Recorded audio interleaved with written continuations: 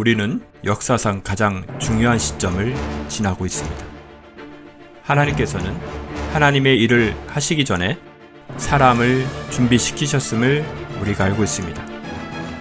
하나님 말씀은 마지막 때에 대추수, 대부흥의 때가 있다고 분명히 예언하고 있습니다. 아멘. 하나님의 말씀이 그대로 성취될 것을 믿습니다. 예레미야 눈물은 잠자는 교회와 영혼을 깨우기 위해 노력하고 있습니다. 이 가슴 뛰는 일에 함께 하길 원하시는 분은 카카오 채널로 연락 주시기 바랍니다. 당신은 위대한 하나님의 사람입니다.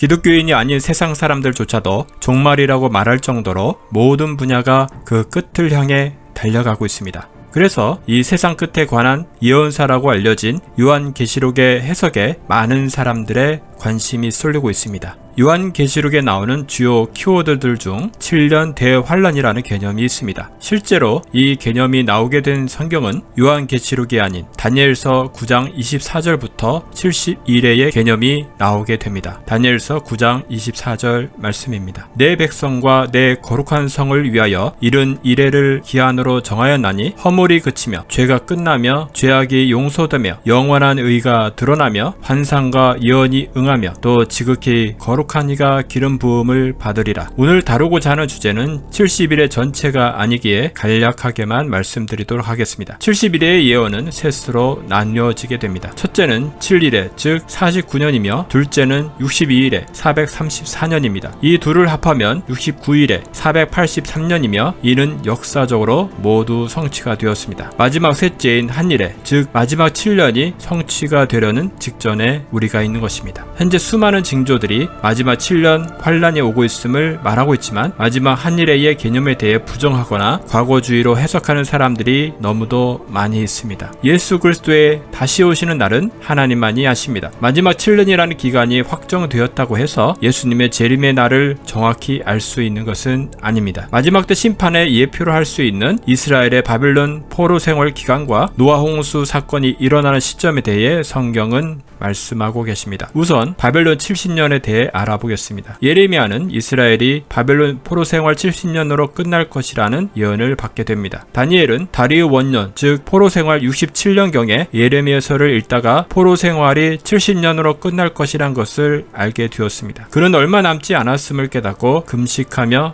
기도하기 시작하였습니다. 실제로 70년이란 예언은 역사적으로 정확히 성취되었습니다. 다니엘이 바벨론 1차 포로로 잡혀갈 때 BC 606년부터 바사왕 고레스 원년 BC 536년에 이스라엘이 스룹바벨을 중심으로 1차 귀환 때까지 정확히 70년이었습니다. 또한 에스겔이 포로로 잡혀간 3차 포로 BC 586년부터 예루살렘 성전 완성 때 BC 516년까지도 정확히 70년이었습니다. 예레미야의 예언은 역사적으로 정확하게 성취되었습니다. 다니엘은 당시 이스라엘의 운명을 예언한 예레미야의 70년 예언을 깨달았습니다. 그 후 천사를 통해 71회에 대한 예언을 받게 됩니다. 이번에는 노아의 때에 대해서도 알아보겠습니다. 가장 오랫동안 살았다고 알려진 무두셀라는 사실 그 당시 사람들에게는 심판을 경고하는 자로 살았습니다. 무두셀라 이름의 뜻에는 몇 가지 설이 있는데 창을 던지는 자라는 의미가 있습니다. 고대 이스라엘 부족 사회에서는 창지기가 부족을 지키며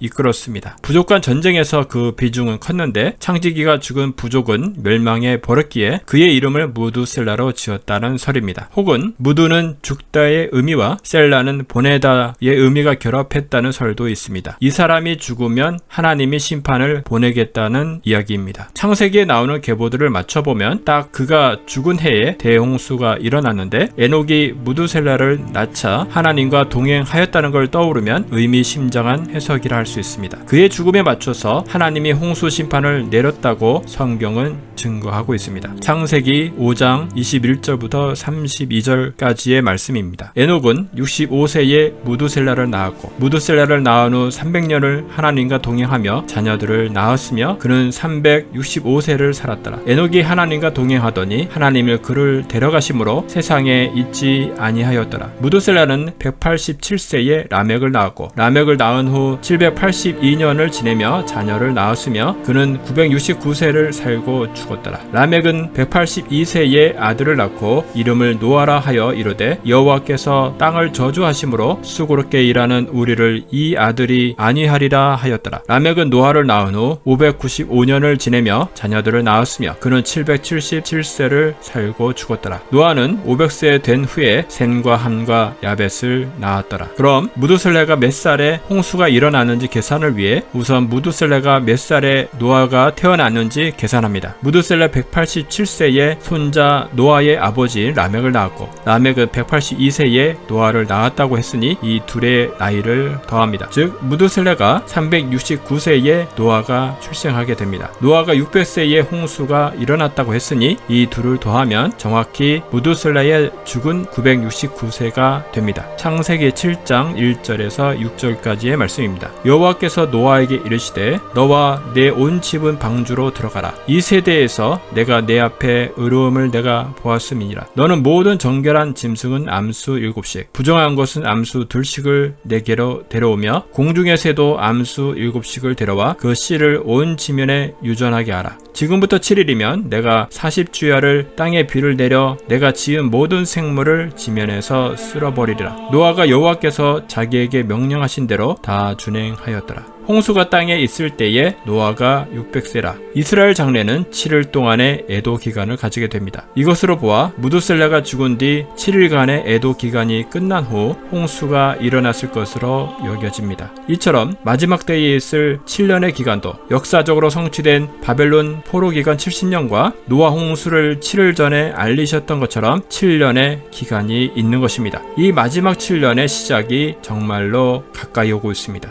하나님 나라가 가까이 오고 있습니다. 이제는 눈을 들어 하늘을 바라보아야 할 때입니다. 회개하라, 천국이 가까이 왔느니라.